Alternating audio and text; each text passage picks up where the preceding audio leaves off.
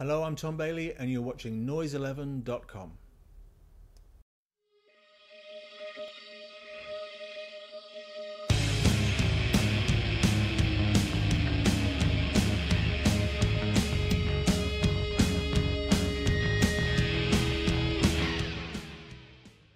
And we're welcome into Noise11.com. Tom Bailey, a man I've played a lot of songs by on the radio over the years, and it's good to get you in here for a chat, and good to see you back performing as Tom Bailey and doing a lot of those old songs again for the first time in nearly 3 decades. That's right. Well, thanks a lot anyway for that welcome, and it is great to be back, because it has been a long time. Did you kind of feel a bit nervous, you know, when you had to do those first shows? You mean like 2 or 3 years ago when I got back into the pop saddle, as they say? Well, yes.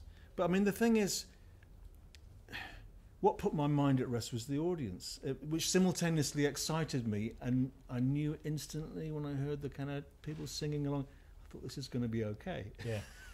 And that's the greatest thrill, actually, you know. That's really why I do it, partly for the musical challenge. Yeah, and I would imagine that going out and performing some of those songs, people still remember them. So that would have been an instant buzz, I'm sure, for a performer who hadn't actually done anything live for decades. That's right. Well, you know, to be honest, I have been doing live things, but not in the kind of mainstream pop area. So, yes, I've had audiences and I've had to communicate with them, and it's been great fun and a challenge and all that kind of stuff. But when you go back to a song that people say, you know, that changed my life 35 years ago or something, and they want to sing along with it, partly with a tear in their eye, but with a big smile.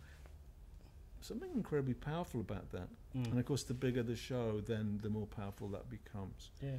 And it's addictive. So what were the circumstances about, you know, getting back together and doing this all over You know, again? I'd always kind of thought no, and the other two twins had always expressed reluctance. So I'd kind of gone along with that and done other things. But, you know, every now and again someone makes an offer and suggests, and for some reason my habit of saying no was just put on hold for a second. And then Howard Jones said, hey, I want to do an American tour, do you want to do it with me, kind of thing. And that was like a personal and genuine invitation to dip my toe back in. And also a Mexican pop star, Alex Sintek. I don't know if anyone's heard of him out here, but he's a great musician. He wanted me to work on a record with him, and he got me making pop music again for the first time, recording that kind of 3-minute, 15-second song that is our presumed expertise, you know. So I just realised that I enjoyed it. Yeah. And putting the band together must have been interesting too. Now, you've come up with an all-female band, which is quite a fascinating... Well, partly by accident, I have to say. I didn't really think of that first, but when it started to happen, I thought, you know, this is a good idea. The dynamic is different. We always did a little bit of that back in the day, partly at Alana's insistence. You know, she didn't want to be the only woman in a kind of crew of 25 grunting males. But of course, these days it reflects a new reality. Back in the day, it was hard to find female musicians who could tour. Now there's lots of them, and they're brilliant. I mean, my band's just world class, you know, so I'm so pleased to be working with them. And I kind of say also that the different dynamic is more nurturing as well, you know, especially after a couple of weeks on the road. I think women just behave better than men. So 12 months ago you released a new song, Come So Far, which is an amazing piece of music. Thank you. And you know, a very important story to tell too, because it's a song about refugees from the refugee perspective. You know, tell me about, you know, choosing that topic to put this song out. Well, the topic chose me really because I heard a kind of harrowing story actually on the radio. I don't know, and it was one of those things where, as I'm listening to it and getting more involved, I'd missed the first bit, so I didn't hear the name of the guy. I didn't know who, you know, exactly the details, but I picked up that it was a young Afghan man who'd been sent by his mother, of all people, to London. Get away from this mess. You'll either end up fighting for the wrong side, or you'll end up being killed anyway. So get out of here. And so he took his mother's wishes seriously and then went through a 3-year hell trying to get to what he thought was going to be paradise at the other end. Now, it struck me, sitting in this presumed paradise, I'm thinking, what can we offer this guy? Is it really that much better? And is it worth going through the hell? And then, of course, you ask the question of why that situation arises in the first place. Why so many people are forced to migrate against their will because of what we're, the stupid way we're running the world at the moment. So it's really about those complicated issues, and I wanted it to help out rather than just kind of nag about it. So it ended up being a charity record for an organisation called Médecins Sans Frontières, which is a French medical strike force that goes out into difficult areas and does amazing work. So it felt like the right way to come back into pop songwriting mode as well, Is it the first of many new songs we'll be hearing from Tom Bailey? I'm just completing an album. So yes, God, it's taking a long time to finish it because I'm distracted by other things, but it is very close at the moment. So sometime this coming year we'll see it released, Yeah, because, I just think of all the Thompson Twins records and how big they were in Australia. We were introduced probably around the time of Lies in the Name of Love. So the band had been together, you'd already had an album out before the hits started happening in this country. Did you sort of have reservations after that first album came out? Did you think that it might not happen? Because it turned around and became so big just straight after that. Let me tell you, all artists think that it's going to be over tomorrow morning. Yeah. The spectre of self-doubt halts us all, and we'll sooner or later we'll be found out to be the charlatans and cheats that we really are. This haunts you as an artist because what you're trying to do is find the truth, and it's an elusive truth. So anyone who says, I'm brilliant at what I do, take it or leave it, guys, is lying. We're always struggling to get it right. And so, back in the day, you think this is what we do because I'm in a gang of people that are my mates and we do it together kind of thing. No one knew whether it would go the distance and whether it would last more than a year or even a week, so... That's the reality of it. Maybe that's what makes rock and roll kind of fresh and exciting, is you can't really plan it as a career. Except that something's changed in rock and roll, hasn't it? It's not as rebellious as it used to be, and people do try and plan it as a career now. Yeah. Which is a bit disappointing in terms of seeing it as a vehicle for change, which is kind of the reason I got into it, Yeah. I love music, but I also love the way that this particular kind of music can twist social change, make something happen, make the world a better place, maybe,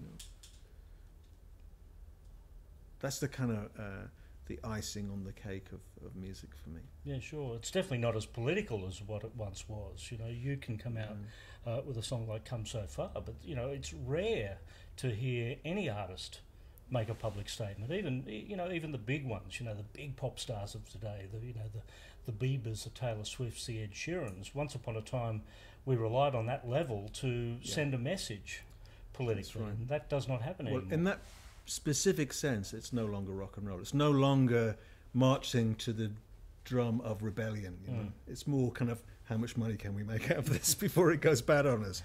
And that's a pity, right? So we have to rethink this. I think also that the spotlight of interrogation of the culture has moved to the internet, Rock and roll used to be it was an uncontrollable vehicle for change, and now somehow it's been tamed, so the internet is the thing.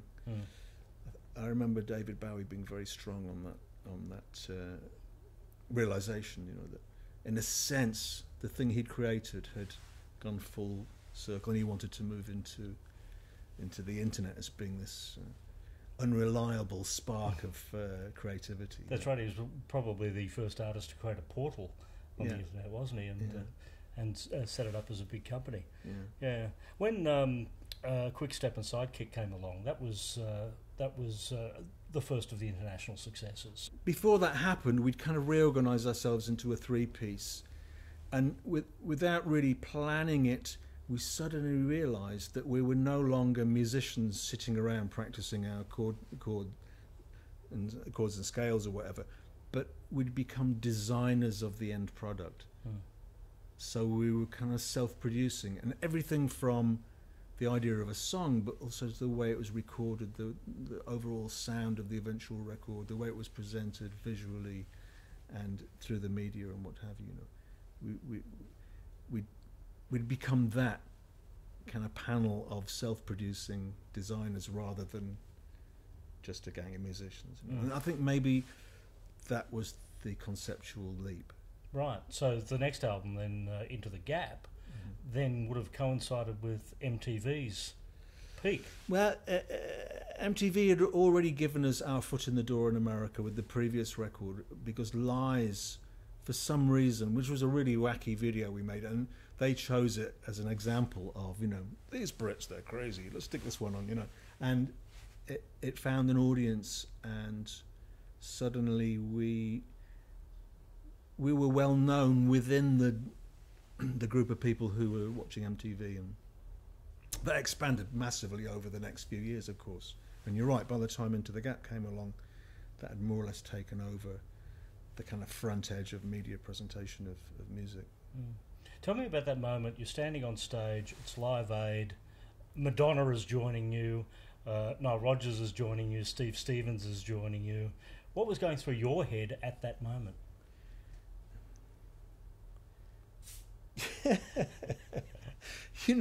It was a disaster in many ways, because things kept going wrong, and hilarious things.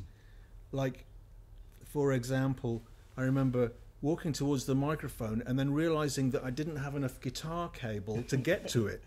So I either had to unplug and stop being a guitarist in order to sing the first line of a song, or not sing it. Kind of crazy things like that, and that's because you were kind of joining in with like another crew that isn't really yours, and all the rest of it. So fraught with difficulties like that, but obviously an enormous event, like a life-changing event for so many people. Your choice of song, the choice of the Beatles song, was interesting. Revolution. Yes, well, we had recorded that for the Here's to Future Days album, so it was in our minds. I actually phoned up Yoko Ono, and when she answered, I bottled out and put the phone down. I'm impressed you had a phone number. So someone got it for me, probably Niall or something. Yeah. And so it could have been Yoko as well on stage. But I thought, it was the right thing to have a kind of rabble-rousing but slightly twisted view of what we were doing there. And I loved that song. I think it was one of the Beatles' greatest. Yeah. In terms of intention, Yeah. Was that before or after you'd gone into the studio with Nile Rodgers? It was during. That's why we played in Philadelphia rather than in London, because we were in the middle of making a record with Nile in New York. So to lift up the whole shebang and shift it back to London for one gig was just impossible, and would have slowed down our album and everything. So at the time, we said, look, let's do it in Philadelphia, and they allowed us to. Yeah. Madonna would have just been becoming really big at that point as well. Yeah. I mean, I jokingly say it's my part in her rise to stardom. But I think she was already well on her way. And actually, another interesting anecdote there. I was backstage with Madonna in some kind of alleyway between those temporary huts that were the dressing rooms there at JFK Stadium. Some fans had seen her, hey, Madonna, on the show. So I said, let's get out of the way and step in. And I opened the door and step into, unbeknownst to me, what's the photographic studio, the official photographic studio for the event. So I walk through this door with Madonna, and in there is Bob Dylan, Mick Jagger, Tina Turner, like all these rock gods and goddesses,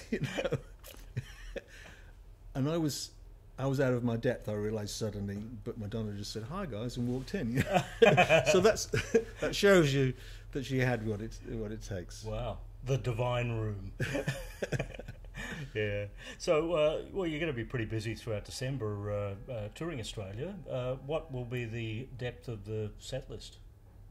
Well, we're special guests of Boy George and Culture Club, so we don't have a full show. It has to be said, but as a result, it means we'll be hitting hard with we're ticking the boxes of the chart hits, basically. Mm-hmm. Although I did have to look up which songs had done better here than others, because it's not always the same around the world, No. And I discovered one that I play regularly, which was an enormous hit in the UK, didn't do particularly well here. So, what one was that? "Love on Your Side," Uh-huh. which was a kind of breakthrough record for us in London, but here only made it to like 60 something or something. And you forget this, so. Yeah. So you're pretty safe with Lies, Hold Me Now, Doctor Doctor. Yeah, Don't Mess with Dr. Dream. No. No? Even though that was a sizable hit in this country. Was it really? Okay, Yeah. well, I haven't sung that ever, so there you go. Yep. King for a Day. We might do a version of King for a Day, yes. I mean, I tried slowing it down, making it less of a kind of pop-tastic gallop through the song, and it works to do that, so yeah, I think we might do that. Yep. You Take Me Up. You Take Me Up. Yep.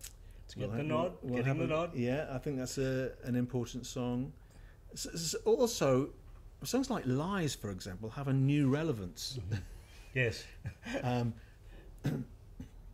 When the video that we use for that has a lot of reference to radio and TV and things like that, to the media in general. But we could just hold up a picture of Donald Trump and have to. Yes, if you want a list of Australian politicians, I'm sure we can give you a list supply. of those as well. Okay. Yeah. Yes, I occasionally do look from afar at what's going on in Australia and see that you have the same incomprehensible mess that the rest of us have. Oh, yes. Around the world. But very pleased to see that there's also some progressive energy here as well. So. Yeah, we've got a bit of hope not too far down the track, Yeah. I think. Yeah, well, you will see some interesting places on your travels, Newcastle, Wollongong, Canberra, not the traditional capital city tour, Yes. but, Well, that's a measure of how long it is since I've been here, because I don't think Wollongong was really a gig last time I toured Australia. But now, of course, and Newcastle, they've grown into cities in their own right of immense stature, so pleased to be doing that.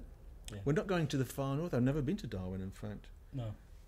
Do people play it there? I'm sure they Some do. It's it's pretty expensive to get to because it's such a long way away and it's so remote. So I fly over it all the time, but I never actually see it. Not your favourite stopover for a lot of people, I don't think. Yeah. Well, Tom, good to get you here, and there's a lot of story to tell. So we've covered off about 35 years just there. The new song is in the set list, by the way. I take it. It deserves to be in the set well, list. you're very kind. I don't think we will play it tomorrow here in Melbourne because people don't know that well, and if we only have 35 minutes or something like that, it means we've got to kick something out in favour of a well-known song. And I'd say it probably doesn't tick that box, but maybe if we get an encore song. Yeah. I would suggest that if you perform that song and maybe put the video up there to sort of impact with the audience, it will get a very good reaction. Well, you're very kind. Yeah. I'm glad you like it. It's the beginning of something new for me, so I'm excited. Yeah. Tom Bailey here at Noise 11.